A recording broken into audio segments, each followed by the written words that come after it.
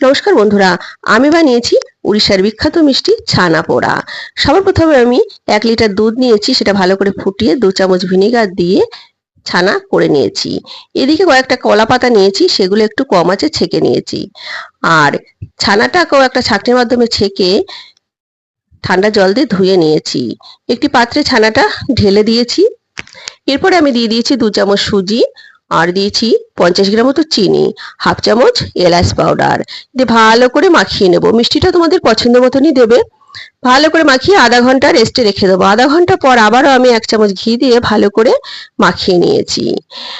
এদিকে একটি অ্যালুমিনিয়ামের পাত্র নিয়েছি, তাতে ঘিটা ভালো করে মাখিয়ে আমি যে কলা পাতা ছেঁকে রেখেছিলাম সেই কলা পাতাগুলো সেট করে দিয়েছি। এরপরে মাখানো ছানাটা দিয়ে দিয়েছি।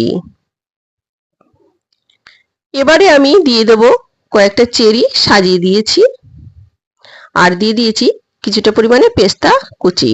এদিকে কড়াই ভালো করে গরম করে নিয়ে তাতে লবণ দিয়েছি কিছুটা, দিয়ে একটা স্ট্যান্ড বসিয়ে বাটিটা বসিয়ে দিয়েছি। দিয়ে একটা পাত্র দিয়ে ঢাকা দিয়ে দিয়েছি। এটি লো টু মিডিয়াম ফ্লেমে করতে হবে, 1 ঘন্টা পুরো রাখতে হবে।